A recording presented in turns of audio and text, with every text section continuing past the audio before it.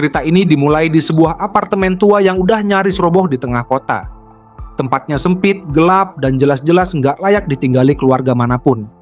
Tapi disitulah semuanya bermula. Seorang anak kecil sedang nangis nyari ibunya. Suaranya pecah, penuh ketakutan dan kesedihan. Di sisi lain ruangan ada seorang perempuan, istri dari tokoh utama kita, Tian Chen, yang lagi marah besar. Ia benar-benar nggak habis pikir gimana bisa seorang ayah tega ngegadain anaknya sendiri buat bayar utang. Dia sempat nyoba buat negosiasi. Janji mau kerja lebih keras, ambil shift lebih banyak, asalkan anak mereka nggak dijadiin alat tukar. Tapi Tian Chen nggak peduli. Dengan ekspresi dingin, dia ngebanting kenyataan ke wajah istrinya. Uang hasil kerja si wanita bahkan nggak cukup buat nutup 2 ronde judi. Ditambah lagi, mereka berurusan sama orang berbahaya, Brother Hui, yang nggak bakal segan-segan motong-motong mereka kalau utangnya nggak dibayar besok. Amarah Tian Chen meledak. Dia mendorong istrinya sampai jatuh ke lantai. Di tengah tangisan anak kecil dan teriakan penuh keputusasaan, wanita itu masih berusaha ngerebut kembali anaknya. Tapi saat dia nyeruduk Tian Chen, kaki si pria malah tersandung botol kaca. Kepalanya terbentur keras, darah langsung ngucur deras, dan dia pingsan di tempat. Wanita itu diam. Tatapannya kosong sambil gendong anaknya, yang masih nangis ketakutan. Si kecil bilang, semuanya udah berakhir, tapi dia tetap gemetar ketakutan. Ibunya coba nenangin, bilang semuanya bakal baik-baik aja. Belum sempat napas mereka tenang, pintu apartemen tiba-tiba didobrak. Sekelompok preman masuk bawa bala bantuan. Pemimpinnya, pria cepak bermuka sangar, langsung teriak manggil Tian Chen dengan nada mengejek. Dia ngira Tian Chen lagi pura-pura mati buat ngelak dari utang, tapi tetap aja mau hidup atau mati urang. Utangnya harus dibayar. Pandangan preman itu beralih ke wanita dan anaknya. Dia mulai provokatif, bahkan nyebut-nyebut soal bawa anak buat dijadiin jaminan. Si wanita ngusir mereka, maki-maki, tapi preman-preman itu nggak peduli. Keributan ini makin nyolok mata warga sekitar. Beberapa orang sempat datang nyari tahu apa yang terjadi. Salah satu orang tua nyindir keras. Sekarang penagih utang juga doyan culik anak. Tapi preman itu malah balik nantang. Nyuruh warga lain mikir 2 kali sebelum ikut campur. Ancaman itu cukup buat bikin mereka kabur satu persatu. Ada yang pura-pura inget ada sup di kompor, ada yang langsung balik badan, tutup mata. Preman-preman itu balik fokus ke wanita yang masih ngelindungin anaknya. Dia sempat turunin si kecil, lalu ambil pisau dapur buat bertahan. Dengan suara gemetar tapi nekat, dia ngancam siapapun yang mendekat bakal dia ajak mati bareng.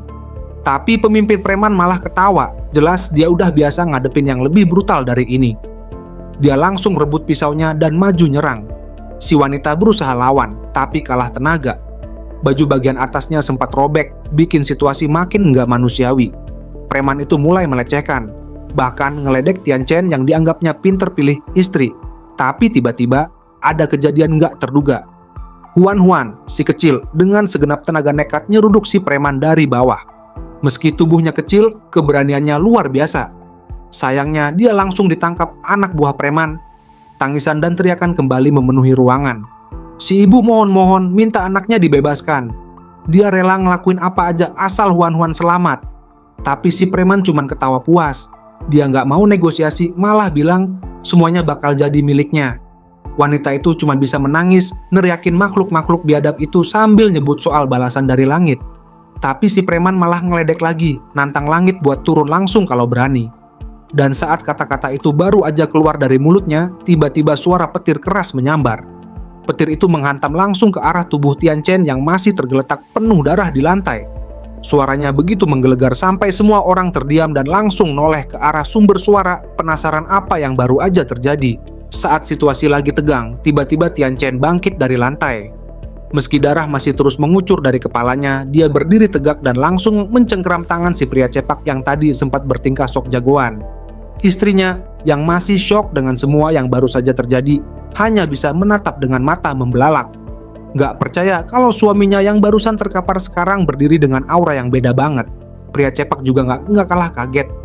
Dia menatap Tian Chen tajam, tapi ekspresinya berubah jadi agak panik. Dalam hati Tian Chen sadar kondisi tubuhnya udah di ujung tanduk karena kehilangan darah. Dia tahu ini harus diselesaikan secepat mungkin.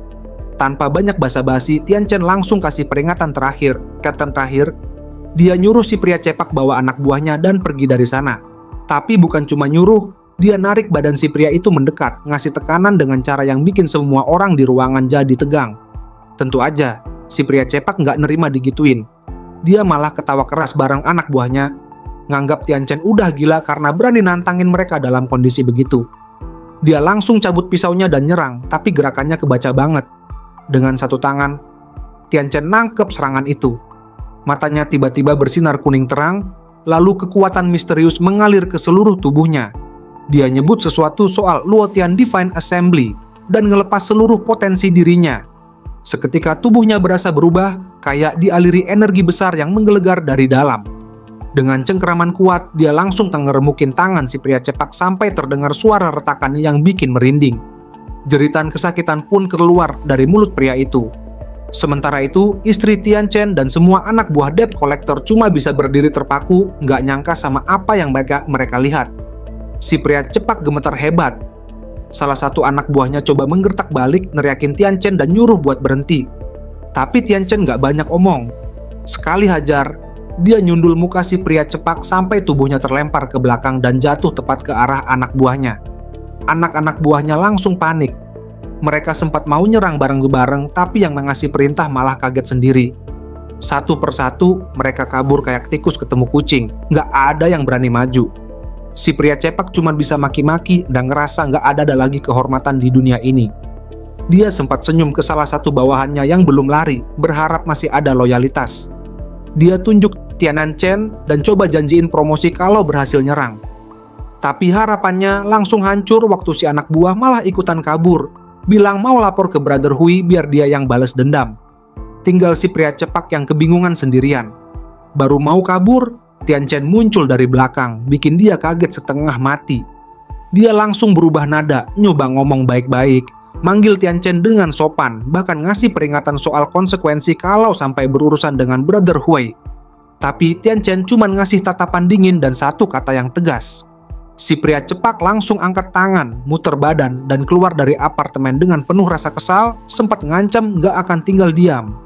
Setelah situasi mulai tenang, istri Tian Chen masih berdiri di belakang sambil ngerapihin bajunya yang robek dan perlahan menyebut nama suaminya dengan penuh kebingungan. Di kepalanya pasti banyak pertanyaan. Huan yang masih kecil langsung lari ke pelukan ibunya sambil memanggil-manggil dengan panik. Sang ibu memeluknya erat, menyesali semua penderitaan yang harus ditanggung putrinya selama ini. Air mata nggak bisa lagi ditahan. Di sisi lain, Tian Chen segera menyuruh mereka untuk berkemas dan pergi secepat mungkin. Dia tahu kalau terlalu lama tinggal di situ, mereka bisa saja balik lagi dan cari masalah. Istrinya masih bingung, nggak bisa langsung bergerak.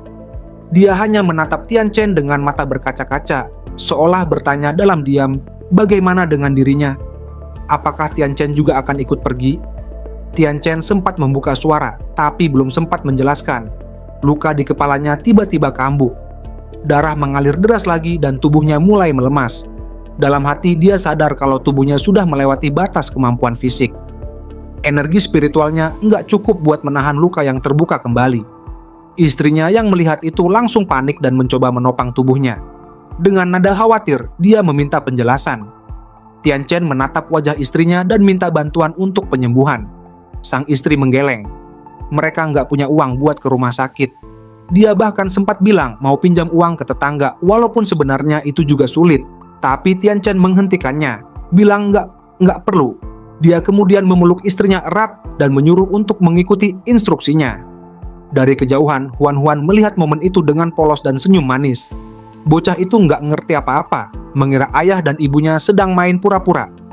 Istrinya mencoba menenangkan Huan, bilang bahwa ayah dan ibu sedang bermain rumah-rumahan dan berjanji akan main bareng besok. Huan yang masih polos sempat mendekat dan bilang ingin ikut main juga, tapi sang ibu langsung menyuruhnya naik ke kasur. Kali ini nadanya agak tegas. Huan pun menuruti, meski sempat ngedumel pelan dan sedikit menggoda ibunya, nanya apakah dia harus menutup kepala juga. Sang ibu langsung merah wajahnya dan menyuruhnya tidur tanpa banyak tanya lagi. Huan akhirnya patuh dan bilang siap tidur. Begitu situasi sudah tenang, Tian Chen mendekat dan bilang kalau sudah saatnya mulai. Sang istri meskipun gugup akhirnya mengangguk pelan. Dia hanya diam ketika Tian Chen melilitkan kakinya pada kaki istrinya duduk bersila, dan mulai proses penyembuhan yang dia sebut dengan teknik meridian Shenshu, sebuah titik erogen yang jadi kunci dalam metode itu. Saat proses itu berlangsung, sang istri sempat bertanya-tanya dalam hati, kenapa Tian Chen malah sempat-sempatnya memikirkan hal seperti itu. Tapi sebelum pikirannya mengembara jauh, Tian Chen tiba-tiba mencium bibirnya. Itu membuatnya makin bingung. Sosok yang kini bersamanya terasa seperti orang yang berbeda. Meski begitu, dia tidak menolak. Justru mulai tenggelam dalam suasana yang ada. Dalam benaknya dia sadar, kalau bukan karena Tian Chen melawan tadi, rumah mereka mungkin sudah hancur sekarang. Karena itu dia memilih untuk mempercayai dan mengikuti semua petunjuk dari suaminya. Di tengah keheningan malam, metode penyembuhan klasik pun dijalankan. Sebuah teknik kuno yang dikenal sebagai Divine Classic of the Cave Healing Chapter, Yin Yang Harmony Method. Teknik ini dipercaya bisa membangkitkan kembali energi kehidupan, menyatukan yin dan yang, membangkitkan esensi tubuh, dan bahkan menyembuhkan luka parah hingga menyentuh ambang kematian. Sementara itu, di tempat berbeda, suasana berubah drastis. Seorang pria botak sedang melampiaskan emosinya dengan memukul samsak tinju. Tapi bukan samsak biasa, dari dalamnya ternyata keluar darah. Rupanya ada seseorang yang dijadikan samsak hidup. Orang yang berada di dalamnya merengek, menyebut nama si pria botak yang dipanggil Hui. Dia mengingatkan soal janji, bahwa kalau sudah cukup puas menyiksa dirinya, istrinya dan anaknya akan dibiarkan hidup. Tapi ternyata janji itu cuma jadi angin lalu. Si pria botak menjawab dengan tenang, bilang bahwa dia terkenal sebagai orang yang menepati janji. Tapi kalau emosinya belum sepenuhnya tersalurkan, maka nggak ada pilihan lain. Dia mengancam akan membunuh istri dan anak orang itu, bahkan berniat mengambil organ tubuh mereka. Ki pria malang yang dijadikan samsak tinju itu berteriak penuh emosi. Dia sudah nggak tahan lagi, mengutuk pria botak itu habis-habisan, yakin bahwa semua kejahatan yang dilakukan pasti bakal ada balasannya. Tapi si botak malah senyum santai, seolah-olah omongan barusan cuman angin lalu. Belum sempat suasana makin panas, muncul anak buahnya yang baru balik dari rumah Tian Chen. Mereka datang dengan tangan kosong, nggak bawa siapa-siapa. Melihat itu, si botak langsung pasang wajah dingin. Tatapannya tajam kayak pisau, bikin semua orang langsung nunduk. Dia nyindir, bilang kalau mereka semua udah lama banget kerja bareng, masa masih nggak ngerti instruksi. Padahal dia udah ngingetin berkali-kali kalau anak kecil itu, Huan adalah permintaan khusus dari orang penting yang backing dia dari belakang. Kesal karena gagal total, dia langsung nangkelampiasin emosi ke samsak hidup. Samsak itu dihajar habis-habisan sampai robek dan si pria di dalamnya jatuh tergeletak, nyaris udah nggak bisa bergerak. Dia marah besar. Nggak terima ada kesalahan sekecil apapun, apalagi cuma disuruh berurusan sama seorang germo payah tapi tetap gagal. Salah satu anak buah coba menjelaskan. Katanya, semuanya gara-gara Tian Chen. Mereka pikir pria itu udah mati, tapi ternyata hidup lagi kayak zombie, dan kekuatannya gila-gilaan. Bahkan tangan salah satu bos bisa dihancurkan Tian Chen kayak ngeremukin kertas. Mendengar itu, si botak penasaran. Dia nanya sambil mendekat, pengen tahu persis gimana caranya tangan itu bisa diremukan. Sambil senyum menyeramkan, dia pegang lengan pria yang barusan ngomong. Lalu, krek, tulangnya langsung patah. Teriakan kesakitan langsung menggema. Tapi si botak malah lanjut dengan kalimat dingin, nggak ada tempat buat orang lemah dalam timnya. Dia suruh orang-orang buat bawa yang cedera itu pergi. Si pria itu masih sempat minta ampun, minta satu kesempatan lagi. Tapi permintaan itu ditolak mentah-mentah. Si botak langsung ngasih perintah buat ambil senjata dan bersiap. Kali ini dia sendiri yang bakal turun tangan buat nangkep Huan. Anak buahnya langsung mengiyakan tanpa protes. Sementara itu, suasana di apartemen bobrok Tian Chen berubah drastis. Istrinya masih berada dalam pelukan. Tubuhnya menggigil karena efek dari teknik penyembuhan tadi. Tian Chen berterima kasih, karena berkat bantuan itu dia bisa pulih. Tapi sang istri malah kebingungan. Sosok yang sekarang bersamanya terasa sangat berbeda. Tian Chen yang dulu nggak pernah sehangat ini, dan perasaan aneh di tubuhnya bikin dia makin curiga. Dia akhirnya bertanya-tanya, siapa sebenarnya pria ini? Tian Chen pun mengaku kalau dirinya adalah seorang immortal, dewa langit yang turun ke dunia manusia setelah mengalami bencana besar. Tubuh Jiang Tian Chen hanyalah wadah fana yang ia tempati setelah jiwanya tersebar karena luka parah. Mendengar itu, sang istri makin bingung. Serius? Dewa? Tapi Tian Chen dengan percaya diri membenarkan. Tiba-tiba dari arah kamar suara Huan-Huan terdengar. Bocah itu udah nggak sabar nunggu dan bilang kalau dia lapar. Sang ibu pun langsung menyuruh anaknya bangun dan janji akan segera memasak. Tianchen minta maaf karena udah membuat mereka menunggu lama. Tapi ternyata bukan cuma Huan-Huan yang lapar, perut Tianchen dan istrinya juga ikut berbunyi. Momen itu bikin sang istri tersenyum geli dan sempat nyeletuk sambil bercanda, "Dewa juga butuh makan ya." Tianchen pura-pura tersinggung, tapi tetap tersenyum kecil. Sang istri akhirnya bangun dan bilang akan masak mie buat mereka bertiga. Tianchen pun duduk santai menunggu, masih dengan ekspresi puas. Di dapur, sang istri mulai merebus mie instan. Huan-Huan yang ikut duduk di samping langsung senang bukan main. Dia nanya apakah bisa dapat porsi lebih banyak dan ibunya dengan senang hati menambahkan satu lagi. Tianchen memperhatikan semuanya dari kejauhan. Dalam hati, dia mengingat masa lalunya, bagaimana dia dulu menjalani hidup sebagai kultivator yang melepaskan semua ikatan duniawi, mengejar dao agung selama 10 tahun.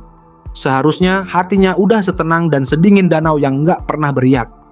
Tapi sekarang, perasaan hangat itu muncul tiba-tiba. Mungkin inilah yang disebut rumah. Tianchen tersenyum kecil, baginya semua ini indah. Tapi sebelum kehangatan itu sempat bertahan lama, suasana kembali tegang. Pintu apartemen mereka tiba-tiba didobrak lagi dari luar oleh sekelompok orang yang dipimpin oleh pria botak bernama Saudara Hui. Dengan senyum sinis dan aura penuh ancaman, dia menyapa pagi itu dengan suara lantang, seakan datang ke tempat miliknya sendiri. Istri Tianchen shock. Mangkuk mie yang dipegangnya terlepas dari tangan karena kaget. Tapi untungnya, Tianchen masih sigap dan berhasil menangkapnya sebelum tumpah. Huan-Huan yang belum sempat menyentuh makanannya langsung memeluk ibunya dengan ketakutan. Melihat siapa yang datang, sang istri mengenali pria botak itu sebagai Saudara Hui, seseorang yang jelas bukan datang untuk hal baik. Dengan wajah datar, Tianchen menatap lawannya sambil tetap menyantap mie. Dia hanya berkata bahwa jika mereka pergi sekarang, mungkin dia masih bisa memaafkan. Tapi tentu saja ucapan itu malah dianggap angin lalu. Tanpa basa-basi, Saudara Hui langsung melayangkan pukulan keras ke arah Tianchen, membuat tubuhnya terpental dan meja makan hancur lebur. Suasana rumah makin tegang. Huan-Huan dan ibunya panik memanggil Tianchen. Sementara Saudara Hui justru menghina anak buahnya karena gagal menyingkirkan pria yang dianggapnya sebagai sampah itu.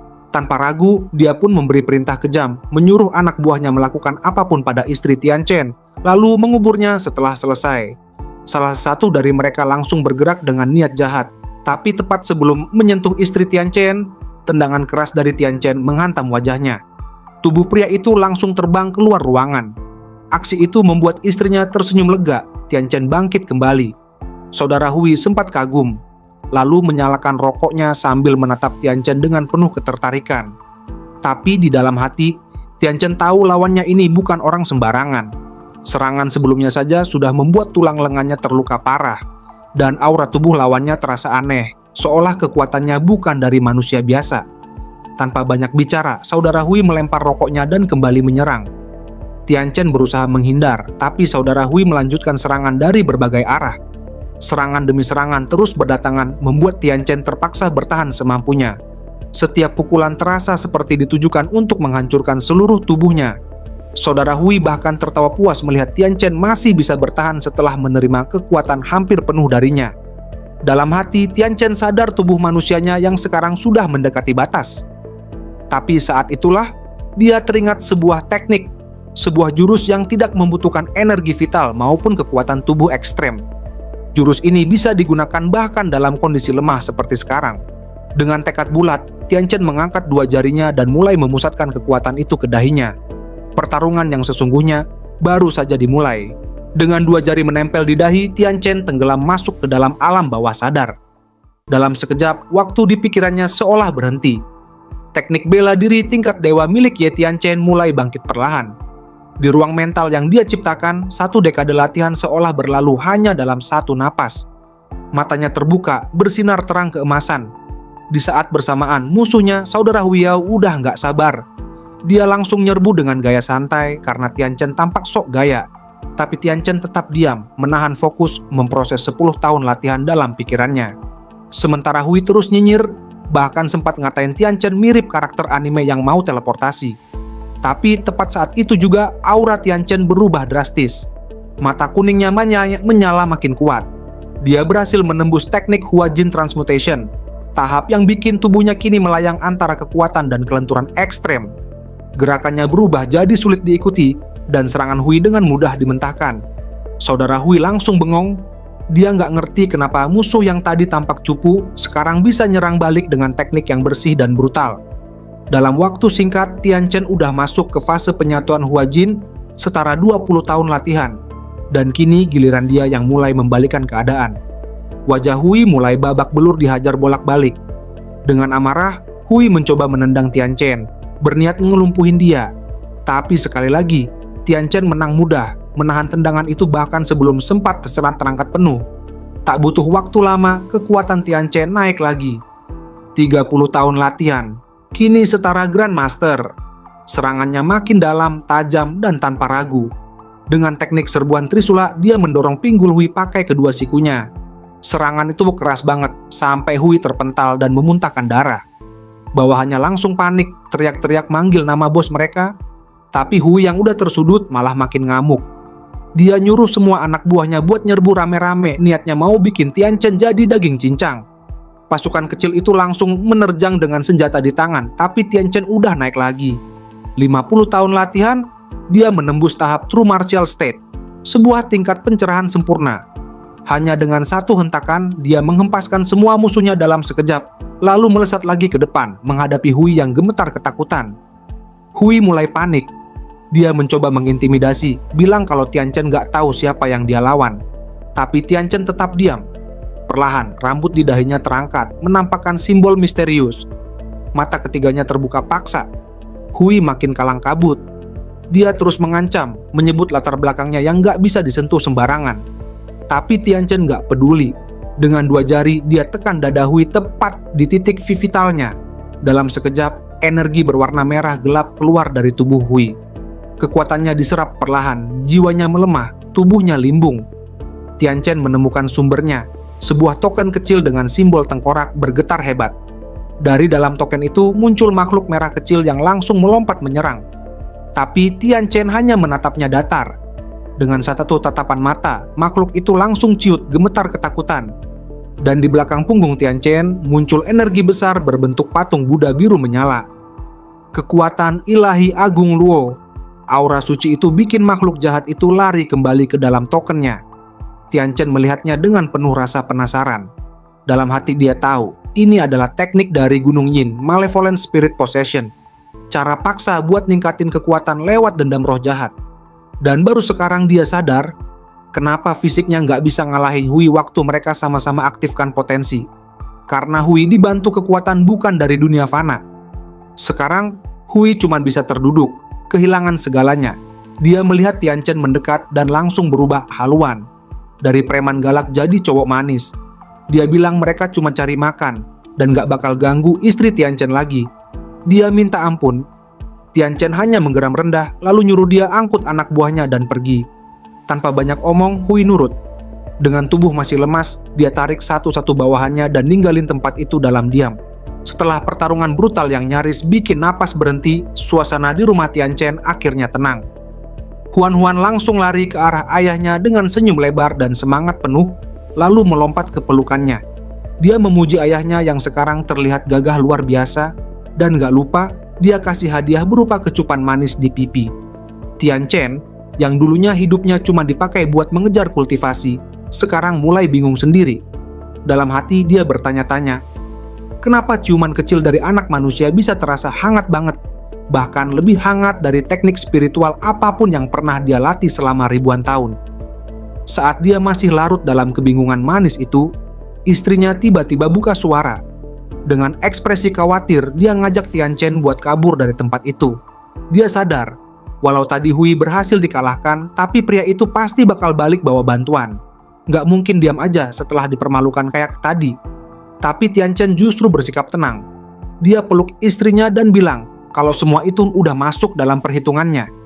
Dia memang sengaja membiarkan Hui hidup.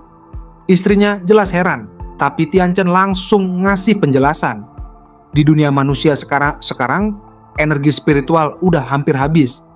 Kalau pakai cara meditasi biasa buat ningkatin kultivasi, bisa-bisa butuh seumur hidup. Tapi, kelompok yang terlibat di balik Hui yang masih punya hubungan dengan jalur kultivasi kuno di Pulau itu justru bisa jadi pintu masuk. Istrinya masih setengah bingung, terutama saat Tian Chen bilang kita. Tapi dia langsung dapat penjelasan yang bikin jantung deg-degan.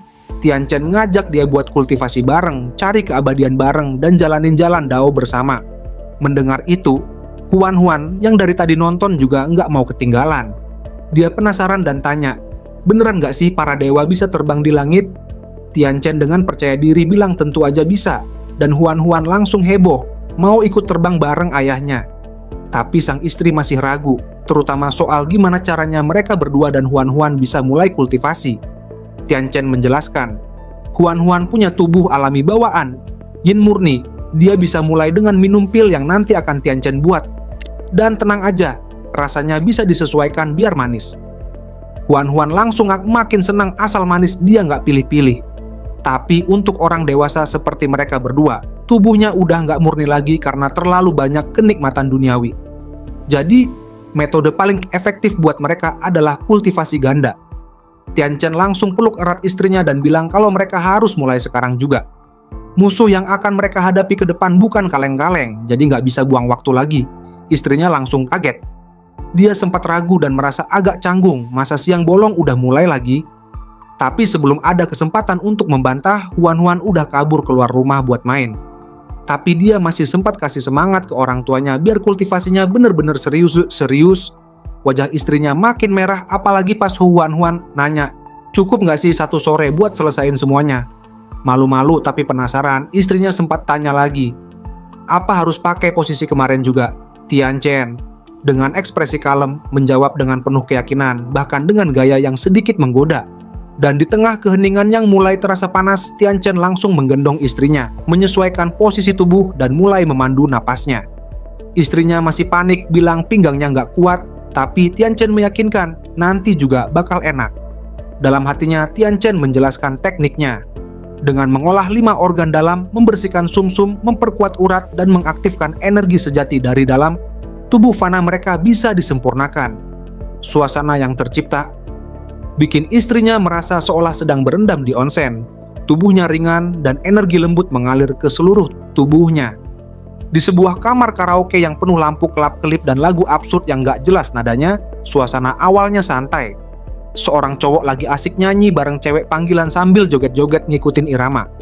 Tapi suasana langsung berubah saat saudara Hui masuk dengan tubuh lemas, wajah penuh luka dan nafas terengah-engah. Dia langsung memanggil orang yang lagi nyanyi itu, Tuan Muda Xie. Sempat menoleh sebentar, Xie balik lagi ke lirik lagu meong-meongnya yang gak penting. Tapi begitu dengar laporan bahwa Hui gagal menjalankan tugas, ekspresinya langsung berubah drastis. Mic yang tadinya buat seru-seruan dihancurin seketika. Saudara Hui gemetar, langsung sujud dan memohon ampun. Dia mengaku, Tian Chen yang dulunya cuman germo rendahan, entah kenapa sekarang jadi kuat banget dan gak bisa dia kalahin walau udah bawa banyak orang. Bahkan nyawa pun udah dikorbankan, tapi tetap gak membuahkan hasil. Tuan Muda Xie yang awalnya terlihat emosional mendadak balik tenang. Dia bilang, kemenangan dan kekalahan itu hal biasa. Dan sebagai bos yang adil, dia tetap kasih hadiah dan hukuman sesuai porsi. Sebagai hadiah, dia melemparkan cewek panggilan yang dari tadi nemenin karaoke ke pelukan Hui. Si Hui awalnya sempat ragu, tapi langsung nerima dengan penuh rasa syukur meski wajah cewek tuci-tulus sendiri udah pucat dan gemetar ketakutan, sadar dia cuma jadi alat barter di situasi gawat ini. Tapi itu belum selesai.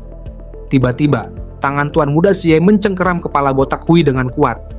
Aura merah gelap muncul dari telapak tangannya, aura yang mirip banget sama energi jahat dari token yang sebelumnya sempat ditemukan Tian Chen.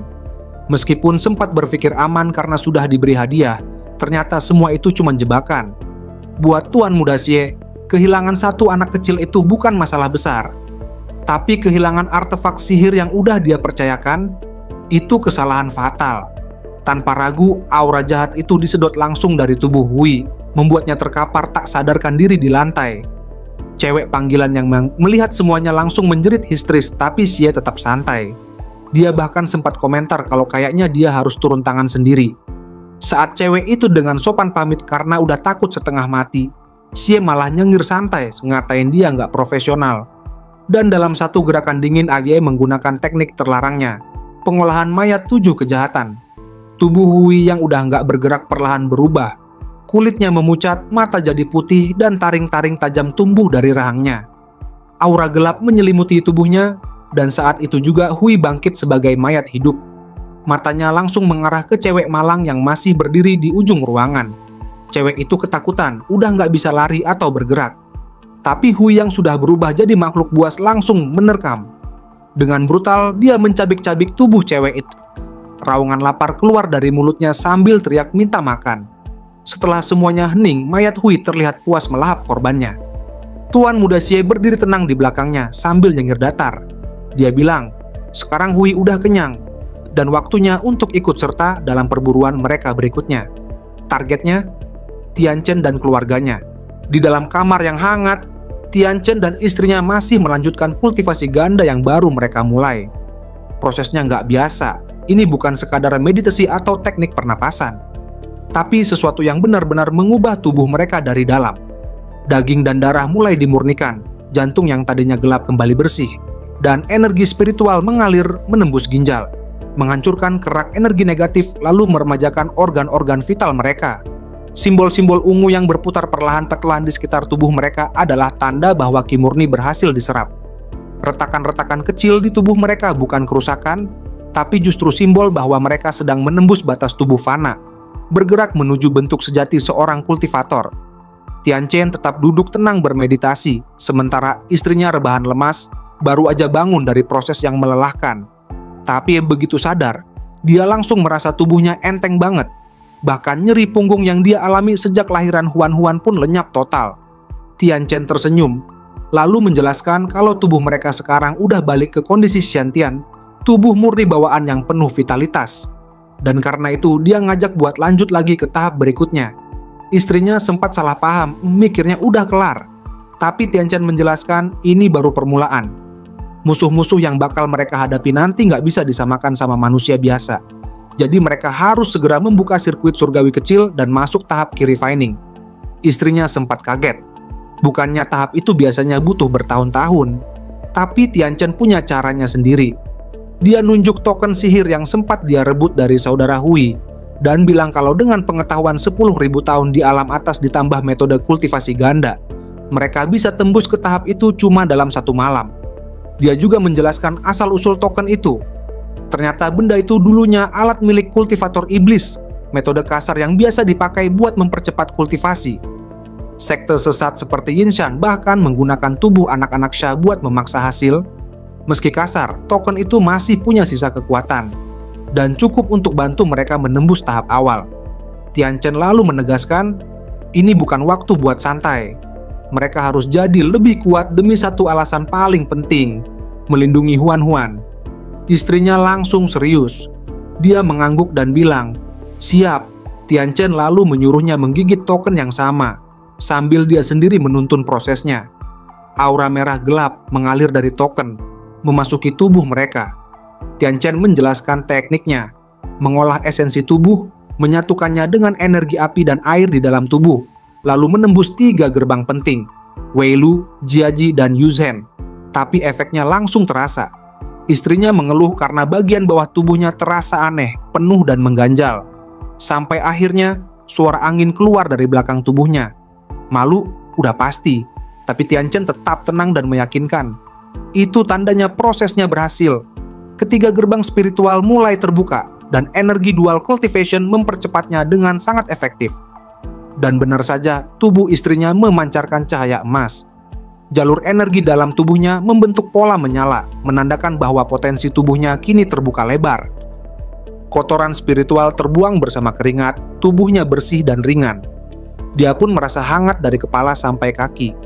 Meski kelihatannya cepat dan simpel, Tian Chen menjelaskan bahwa teknik ini sejatinya sulit banget. Bukan karena prosesnya, tapi karena butuh kepercayaan penuh.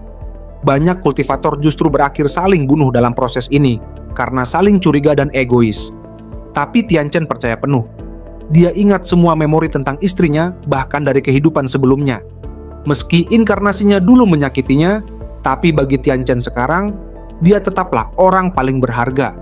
Hati istrinya luluh, Dan sekarang, setelah dia selesai, giliran dia yang coba bantu Tian Chen. Sementara itu, di luar sana, Huan Huan masih bermain pasir dengan polos. Tapi tanpa dia sadari, dari balik bayangan taman muncul sosok mengerikan. Mayat hidup saudara Hui dengan mata putih dan aura ungu menyala perlahan mendekat. Siap menerkam tanpa ampun. Di dalam rumah, Tian Chen masih tenggelam dalam proses kultivasi ganda bersama istrinya. Energi spiritual mereka terus berputar cepat, nyaris mencapai titik terobosan. Tapi di tengah konsentrasi itu, Tian Chen tiba-tiba membuka mata. Ada bahaya mendekat. Instingnya langsung bereaksi dan dia cepat melepaskan hubungan kultivasi, memberitahu istrinya bahwa musuh datang. Istrinya terkejut, langsung panik dan mengingat sesuatu yang jauh lebih penting, Huan Huan. Tapi sebelum istrinya bisa bergerak, Tian Chen udah mengambil alih. Dia meraih pinggang istrinya, memintanya tetap fokus bantu dia tembus tahap kultivasi, dan biar sisanya dia yang urus. Lalu, tanpa membuang waktu, Tian Chen langsung menggendong istrinya keluar rumah. Di luar, Huan Huan yang sedang bermain tiba-tiba merasa ada yang memperhatikannya. Sosok itu tinggi, kurus, dan matanya kosong. Aura ungu menyala di sekeliling tubuhnya. Itu bukan manusia biasa, itu mayat hidup. Ketakutan, Huan Huan langsung memanggil orang tuanya dengan panik. Tapi sebelum monster itu sempat menyentuhnya, Tian Chen datang dan menendang makhluk itu jauh ke belakang. Tian Chen dan istrinya tiba tepat di depan Huan Huan. Gadis kecil itu langsung memeluk kaki ayahnya, menggigil ketakutan. Tapi Tian Chen tetap tenang, meminta Huan Huan untuk berdiri di belakang dan menutup mata. Dia janji akan lindungi semuanya. Mayat hidup itu berdiri lagi. Mata putihnya bersinar, aura gelap masih mengelilingi tubuhnya. Dalam hati Tian Chen langsung sadar, ini bukan mayat sembarangan. Ada yang meritualkan tubuh itu. Artinya ada orang lain di balik serangan ini. Mayat itu tiba-tiba melesat, menyerang Tian Chen dan keluarganya. Tapi Tian Chen dengan sigap menghindar dan balik menyerang, menghantam perut makhluk itu. Tapi serangannya tidak berefek. Mayat itu malah tersenyum, seolah mengejek. Benar-benar tipikal mayat ritual, tidak merasa sakit, tidak peduli rusak, bahkan rela mati bareng musuh. Lengan Tian Chen yang menancap ke tubuh makhluk itu malah terserap. Mayat hidup itu menggenggam lengannya erat dan bersiap menyerang balik dengan tangan yang berlumur darah. Namun, Tian Chen sudah siap. Dalam hatinya, dia bersyukur. Posisi ini pas banget buat buka titik penting di dalam tubuhnya, titik Yuzhen. Begitu titik itu terbuka, energi spiritual Tian Chen langsung mengalir deras ke seluruh tubuh. Siklus energi aktif, dan tahap Qi refining pun akhirnya tercapai. Aura miliknya menyala, membakar aura jahat di sekelilingnya. Dengan penuh keyakinan, Tian Chen mengaktifkan teknik sejati milik Xuanmen, Zhenyang penakluk aura jahat. Dalam sekejap, tubuh mayat hidup itu mulai memanah, retak-retak, dan akhirnya runtuh tak berdaya. Pertarungan selesai. Tian Chen langsung menoleh ke istrinya, memastikan dia baik-baik saja. Dan dia mengangguk mengatakan kalau dia aman. Huan Huan yang masih bersembunyi di balik gunung pasir kecil di taman memanggil orang tuanya dengan suara lirih. Dia bertanya, apakah pertarungannya sudah selesai? Tian Chen menjawab lembut, sementara sang istri tersenyum dan bilang mereka sudah menang. Tapi saat suasana mulai tenang, istri Tian Chen memperhatikan lebih dekat wajah mayat yang mereka lawan. Dan dia kaget bukan main itu. Hui Ge, dia bertanya ke Tian Chen dengan nada panik dan bingung apa yang sebenarnya terjadi. Tian Chen menjelaskan bahwa Hui sudah dijadikan mayat ritual. Istrinya makin syok, bertanya, apakah ini seperti zombie di TV? Tapi Tian Chen menjelaskan lebih dalam. Ini bukan zombie biasa. Ini adalah boneka manusia yang dibuat dari tubuhnya hidup. Jiwanya diisap habis dan tubuhnya dikendalikan sepenuhnya. Sebuah teknik gelap yang hanya bisa dilakukan oleh kultivator sesat. Dan sekarang, ada seseorang di balik layar yang mulai bergerak. Sementara pertarungan sebelumnya baru saja berakhir, sosok baru muncul di halaman rumah Tian Chen, Tuan Muda Xie. Ia datang dengan tepuk tangan santai, menyaksikan kemenangan Tian Chen melawan mayat hidup ciptaannya sendiri. Ekspresi wajahnya senyum-senyum menyebalkan, seolah sedang menilai hasil eksperimen yang gagal. Tuan Muda Xie mendekat, lalu dengan nada meremehkan, mengakui kalau Tian Chen ternyata bukan orang sembarangan. Dia bisa tahu kalau Tian Chen adalah salah satu dari Xuanmen, karena cuma orang dari kalangan itu yang bisa menghajar mayat ritual sebrutal itu. Tapi bukannya segan, Xie malah mulai menatap ke arah istri Tian Chen dengan pandangan cabul. Merasa suasana makin gak aman, Tian Chen segera menyuruh istrinya untuk masuk rumah sambil membawa Huan Huan. Sang istri langsung nurut, menggendong anak mereka dan buru-buru lari masuk ke dalam. Tapi dari belakang, pandangan Tuan Muda Xie terus mengikuti mereka, penuh nafsu dan ejekan. Dengan ekspresi puas, Xie nyinyir bilang bahwa Tian Chen benar-benar menyia-nyiakan kaldron seberbakat itu, menyindir istrinya, yang menurut dia pantasnya dimiliki oleh kultivator kelas atas, bukan pria selevel Tian Chen. Tian Chen tidak membalas dengan kata-kata. Sebagai jawaban, dia langsung melesat maju dan menghantamkan pukulan bertajuk penghancur gunung ke arah tubuh Xie. Tapi belum sempat tinjunya mengenai target, serangan tak terduga datang dari arah lain. Sebuah mayat hidup bersenjata pedang mengayun ke wajahnya. Refleks, Tian Chen langsung panel mundur. Mayat itu menyerang lagi dengan brutal, tapi Tian Chen dengan mudah menahan pedangnya, lalu menghancurkan tubuh mayat itu menggunakan telapak tangan kirinya. Setelah mayat hancur, Tian Chen mengambil pedangnya dan bergumam pelan, jadi ini pasukan sekte Yinshan. Xie tetap tenang, bahkan sempat menutup mata santai sambil meremehkan Tian Chen. Dia bilang, Tian Chen udah keluar semua tenaga cuman buat ngalahin mayat buatan seadanya, dan satu prajurit hantu kecil. Lalu, dengan nada sinis, dia mempertanyakan apa Tian Chen merasa pantas melawannya. Dan di saat itulah, pasukan mayat hidup lainnya mulai bermunculan di belakang Xie. Dengan pongah, dia mengumumkan bahwa ini adalah perbedaan kelas antara pewaris jalur kultivasi resmi seperti dirinya dengan kultivator liar semacam Tian Chen. Xie lalu mengajukan penawaran menjijikan kalau Tian Chen mau nyerahin istri dan anaknya, sujud di depan Xie, dan bahkan menjilat sepatunya, mungkin dia akan dikasih kesempatan buat jadi anjing barunya. Pasukan mayat hidup pun langsung menerjang serempak ke arah Tian Chen. Tapi Tian Chen hanya tersenyum. Dan di luar dugaan, semua serangan mayat hidup itu tiba-tiba terhenti.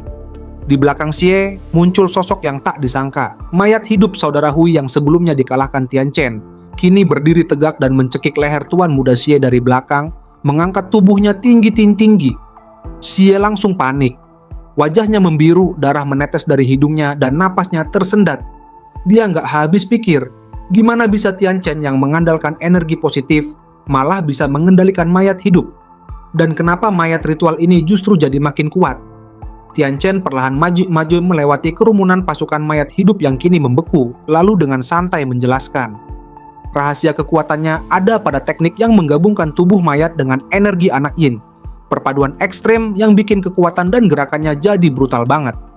Dari dada mayat Hui, aura gelap membubung keluar, semakin menandakan bahwa kekuatan ritual itu udah sampai di level yang beda. Xie yang masih dicekik mencoba menggertak balik. Dia berteriak bilang kalau tubuhnya sendiri penuh dengan harta dan rahasia. Dan Tian Chen baru aja kehilangan kesempatan emas karena menolaknya. Tapi Tian Chen tetap diam. Kesal dan tertekan, Xie menggigit ibu jarinya sendiri sampai berdarah, lalu menggambar simbol dengan darah itu di dahinya. Raut wajahnya berubah datar dan serius. Pertarungan baru akan dimulai. Darah yang menetes dari dahi Tuan Muda Xie berubah jadi simbol aneh berbentuk ulat berwarna ungu menyala terang dan menyelimuti tubuhnya dengan aura mengerikan. Dalam sekejap, energinya meledak, mendorong mundur mayat hidup saudara Hui. Itu bukan energi sembarangan, itulah energi emas, cacing sutra, teknik khas yang bahkan di antara kultivator sesat tergolong langka. Dengan napas tertahan dan senyum melebar, Xie tertawa puas. Tapi Tian Chen tidak terintimidasi sedikit pun. Dalam diam, dia langsung mengaktifkan kemampuan master bela dirinya, menggali semua potensi fisik yang dia miliki. Dengan satu tinju yang dikonsentrasikan ke satu titik, Tian Chen melesat ke arah Xie dan menghantam beberapa titik akupuntur penting di tubuh lawannya. Tubuh Xie langsung jatuh lemas ke tanah. Dia berusaha bicara, tapi suaranya gemetar dan wajahnya penuh kemarahan. Emosinya meledak, dan dia teriak beringas, bersumpah akan membunuh Tian Chen. Tak lama, dia membuka baju bagian dadanya dan mengeluarkan kalung misterius berwarna kuning gelap. Dia menatapnya dengan serius lalu mulai merapal mantra, memanggil roh jahat dari neraka. Awalnya mantra masih bisa dimengerti, tapi lama-lama berubah jadi suara kacau dan tak bisa dipahami. Namun, tak peduli seberapa keras dia merapal, tidak ada reaksi apapun. Dan saat dia masih sibuk melafalkan mantranya, Tian Chen melangkah pelan, lalu menghantam wajahnya dengan satu pukulan telak, membuat Xie ambruk tak bergerak. Dengan nada sinis, Tian Chen mengomentari betapa konyolnya lawan dari jalur kultivasi akhir zaman ini. Bukannya fokus bertarung, malah sibuk baca mantra. Dia bahkan bilang, apa sekarang musuh makin bego? Lalu, Tian Chen melirik ke arah mayat hidup saudara Hui yang sebelumnya sempat terdorong. Dengan tenang, dia memanggilnya kembali ke sisi. Setelah itu, Tian Chen kembali ke apartemen kecil miliknya dan mengetuk pintu. Dengan suara lembut, dia menyapa istrinya, meyakinkan bahwa semua sudah selesai. Sang istri membukakan pintu, awalnya terlihat lega. Tapi saat melihat mayat hidup saudara Hui mengikuti dari belakang sambil menyeret tubuh Xie yang tak sadarkan diri, ekspresinya langsung berubah. Dia panik, tak percaya dengan apa yang dilihat. Huan-Huan yang ada di samping ibunya langsung ketakutan lagi. Tapi Tian Chen menenangkan anaknya dengan lembut, mengatakan bahwa monster ini udah jinak dan bisa disuruh-suruh sesuka hati. Huan-Huan ragu, tapi Tian Chen menyuruhnya mencoba sendiri. Dengan hati-hati, Huan-Huan mendekat dan meminta mayat itu melakukan pose love. Secara mengejutkan, si mayat melepaskan tubuh Xie dan membentuk lambang hati dengan kedua tangan, meski sambil menggeram pelan. Huan-Huan langsung bersorak girang dan minta lagi. Kali ini pose berdiri terbalik. Mayat itu langsung jungkir balik dan membentuk huruf T dengan kakinya, benar-benar nurut. Tapi saat Huan-Huan makin heboh, Tian Chen menghentikan permainannya.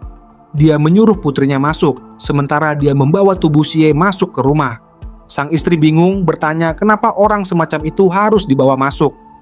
Tian Chen menjelaskan, spiritual energy di dunia ini sekarang makin tipis, dan harta spiritual makin langka. Tapi jalur Yinshan, meskipun sesat, masih punya sisa-sisa warisan ribuan tahun.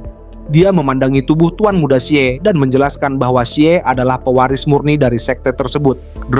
Bahkan sudah mencapai tahap akhir key training. Tubuhnya penuh energi murni, sumber daya langka yang bisa dimanfaatkan. Dan bukan cuma itu, tubuhnya juga bisa dijadikan bahan untuk membuat senjata sakti, alat pelindung untuk menghadapi musuh yang lebih berbahaya. Demi satu tujuan utama, melindungi Huan-Huan. Di dalam apartemen kecil yang disulap jadi markas darurat, Tuan Muda Xie akhirnya siuman. Begitu matanya terbuka, dia langsung gak ngamuk, marah besar karena sadar dirinya diikat dan diperlakukan kayak tawanan. Dia teriak-teriak nyebut nama keluarganya, seolah-olah nama besar keluarga Xie dari Tenggara bisa jadi tameng sakti yang bikin semua orang takut. Tapi di ruangan itu gak ada yang peduli. Tian Chen cuma berdiri santai bareng istrinya Xie, sementara Huan-Huan asik sendiri nyuruh mayat hidup saudara Hui buat jadi kursi pribadi. Xie yang masih terikat tetap maki-maki sampai akhirnya Tian Chen nyumpal mulutnya pakai kaos kaki. Dan jelas aja, itu kaos kaki bekas punya Hui. Mau gak mau, Xie cuma bisa mendelik dengan ekspresi jijik. Apalagi pas sadar kaos kaki itu hilang dari salah satu kaki si mayat hidup yang sekarang lagi jadi mainan Huan-Huan. Tian Chen kemudian mendekat dengan tatapan serius, lalu mulai ngubek-ngubek barang-barang yang dibawa Xie. Pertama, dia ambil kalung yang sebelumnya sempat digunakan buat mantranya yang gagal total. Sang istri penasaran dengan segel aneh yang terukir di situ, dan Tian Chen langsung ngejelasin. Itu adalah segel ilahi, alat buat bikin kontrak dengan makhluk dunia bawah. Bisa dipakai buat manggil atau ngusir arwah, tapi dengan harga mahal. Sayangnya, segel yang dimiliki Xie itu kualitasnya rendah banget, kalaupun berhasil manggil, paling yang muncul arwah kelas teri. Mendengar kalung warisannya dihina, Xie ngamuk. Dia nekat nyopot kaos kaki sumpalannya dan langsung ngomel soal betapa keramatnya benda itu. Dia bilang, segel itu udah turun-temurun, diwariskan di keluarga Xie, bahkan dipakai buat nyembah raja arwah paling brutal selama ratusan tahun. Tapi semua ocehannya cuma dibalas dengan satu tamparan keras dari Tian Chen. Lalu satu lagi di sisi sebaliknya, biar diem. Setelah itu, Tian Chen mulai ngerampas satu persatu barang-barang spiritual milik Xie. Dia nyerahin ke istrinya sambil komentar kayak buka loot box. Kalung segel rendahan buat sembah Raja Arwah ala Tian Chen Vision, cacing emas kualitas rendah dari warisan, juli sabuk spiritual ilusi pengacau pikiran, tumpukan jimat prajurit, Yinshan baju dalam kuno pelindung spiritual, cahaya emas, dan yang paling bikin ngakak, Tian Chen nemu isi dompet Xie. Isinya kartu hitam misterius yang gak punya aura spiritual, tapi desainnya keren. Istrinya bilang mirip kartu ATM. Xie langsung nyaut dengan bangga, itu adalah VIP Black Card, barang mewah yang cuma bisa dimiliki elit sejati. Dia nawarin kartunya buat tuker kebebasan. Tapi Tian Chen cuman ketawa kecil, duit duniawi begituan mah, nanti juga banyak yang bakal nyodorin sendiri tanpa disuruh. Setelah semua barang dikumpulin, istrinya kagum karena Xie bener-bener full item. Tianchen sih cuek, walau kualitasnya ecek-ecek di zaman sekarang dapat beginian aja udah untung. Tapi tanpa mereka sadari, Xie mulai bergerak. Diam-diam dia buka mulut dan ngeluarin serangga kecil, entah buat kabur atau manggil bantuan. Tianchen lalu nyebut bahwa semua barang tadi belum seberapa, karena ada satu harta karun yang lebih besar lagi. Istrinya kaget dan nanya harta karun apa maksudnya. Tianchen langsung nunjuk Xie. Dia menjelaskan bahwa essence dari kultivator yang udah di puncak key training itu super bernilai. Efeknya lebih manjur dari pil atau obat spiritual apapun. Dan karena spiritual energy sekarang makin langka, bisa nyedot essence dari seseorang seperti Xie itu kayak jackpot. Tuan muda Xie langsung panik. Dia nanya dengan gemetar apa yang bakal Tianchen lakuin. Tapi Tianchen cuma menatap dingin dan bilang, kalau Xie udah nyerap essence dari banyak orang buat sampai ke titik ini, sekarang gilirannya diserap. Fair kan? Xie makin panik, teriak-teriak soal betapa hebatnya keluarganya, tentang betapa mudahnya para tetua keluarga Xie bisa membinasakan Tianchen sekeluarga dengan satu jentikan jari. Tapi semua omong kosong itu cuma dibalas satu hal. Satu lagi tamparan keras ke wajahnya, biar makin diem. Begitu dengar Tianchen berniat menyerap essence, tuan muda Xie, istrinya langsung panik. Dia kira prosesnya bakal kayak sebelumnya, lewat metode yang cukup intim. Tapi Tianchen santai aja. Dia bilang, gak mungkin juga ngasih keuntungan segitu enaknya ke orang kayak Xie. Dia lalu menjelaskan metode lain untuk nyedot essence selain teknik ranjang. Salah satunya, pakai teknik anak iblis buat menyerap energi lawan secara langsung. Di tingkat lanjutan, bisa juga pakai jurus bernama pengisap bintang yang nyedot langsung dari inti tubuh target. Istrinya jadi antusias. Dia bilang kalau dia udah pernah baca soal teknik gelap semacam itu di novel silat. Dan untuk orang sebrengsek Xie, dia nggak merasa bersalah sama sekali.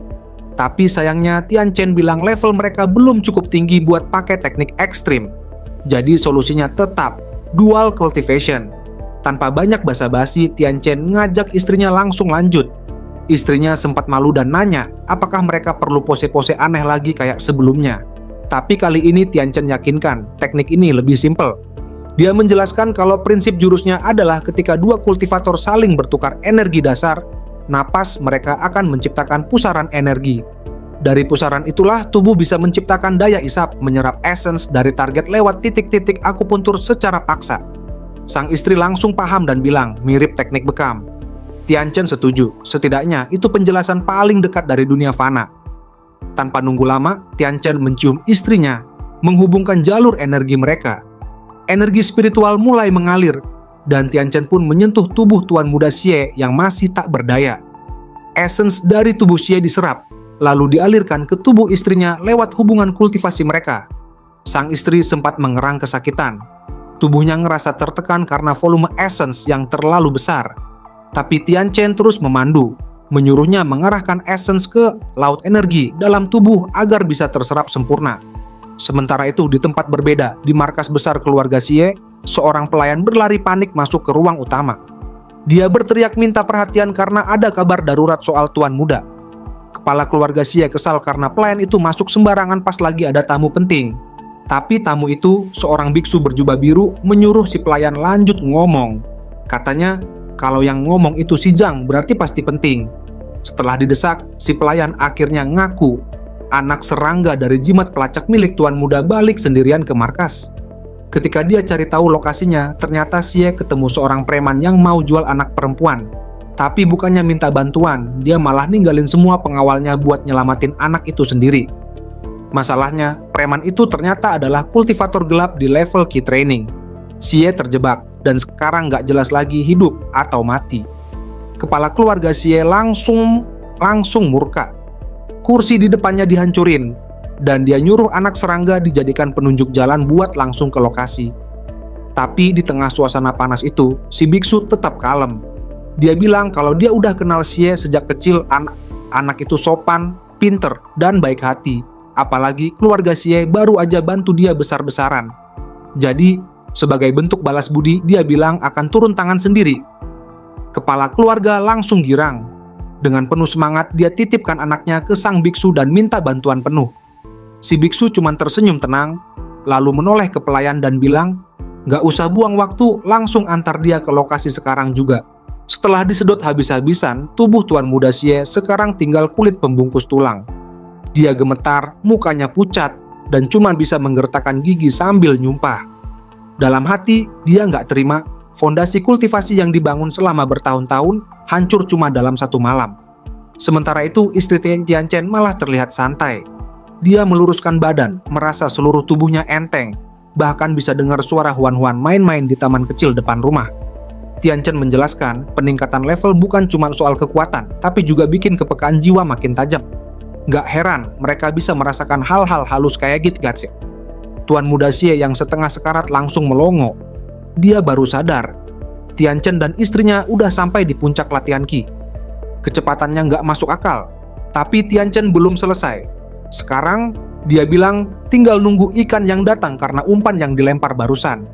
Xie langsung panik. Dia bingung, gimana Tian Chen bisa tahu soal serangga pengirim pesan yang dia lepas sebelumnya. Tian Chen menjelaskan dengan datar, kalau memang mau kirim pesan tanpa ketahuan, harusnya campur ribuan serangga lain biar nggak terdeteksi. Kirim satu doang, ya jelas ketahuan. Xie cuma bisa ketawa kecut. Dia bilang, serangga penghubung itu super langka dan susah banget dikembangbiakan.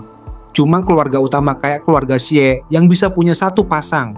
Jadi mana mungkin dikasih ribuan. Tapi Tian Chen nggak peduli. Sekali lagi, dia kasih hadiah berupa tamparan keras biar Xie tutup mulut. Setelah itu, Tian Chen ngajak istrinya bersiap-siap. Dia bilang, musuh selanjutnya bisa jadi udah berada di tahap pembangunan fondasi, Zuji. Dan walau mereka berdua udah di puncak latihan Qi, lawan yang udah masuk tahap Zuji, jelas kayak orang dewasa ngelawan anak kecil tanpa alat udah pasti kalah. Istrinya bingung, nanya harus gimana. Tian Chen lalu jelaskan bahwa pertarungan itu nggak cuma soal level. Strategi dan alat spiritual juga punya peran penting. Dia kasih perumpamaan kalau anak kecil bawa pedang, lawan orang dewasa juga masih punya harapan.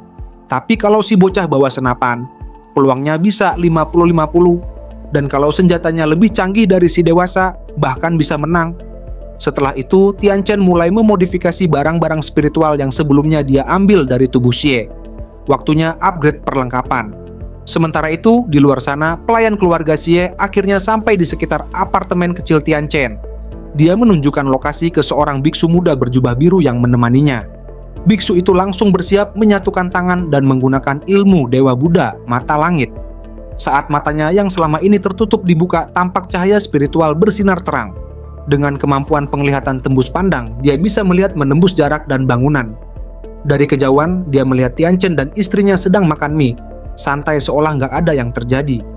Di taman depan, dia juga melihat Huan-Huan bermain dengan saudara Hui, mayat hidup berwajah menyeramkan. Biksu itu langsung menyimpulkan ini pasti ulah kultivator sesat. Pelayan keluarga Xie panik dan buru-buru nanya kondisi Tuan Muda. Si biksu menjawab pelan, masih hidup, tapi auranya lemah banget, seperti habis disedot paksa pakai teknik hitam. Tian Chen yang peka langsung menyadari keberadaan mata pengintai. Dia menoleh ke arah si biksu yang sedang memantau dari kejauhan, sambil ngomong pelan. Reaksinya bikin si biksu terkejut. Gak nyangka, targetnya bisa menyadari penglihatan spiritual secepat itu. Pelayan langsung gak minta bantuan. Si biksu gak banyak omong, langsung melesat menuju apartemen Tian Chen. Begitu sampai, Tian Chen menyambutnya dengan tenang. Dia minta si biksu memperkenalkan diri, tapi biksu itu hanya menatap datar. Dalam hatinya, dia merasa aneh orang ini cuma di level latihan Qi, tapi kekuatan spiritualnya dalam banget, bahkan dia nggak bisa membacanya. Biksu itu akhirnya menjawab, katanya dia tidak punya nama. Dia hanya datang untuk satu tujuan, membawa pulang Tuan Muda Xie. Dan sebelum pertarungan dimulai, dia masih mencoba satu hal, meminta Tian Chen untuk kembali ke jalan yang benar.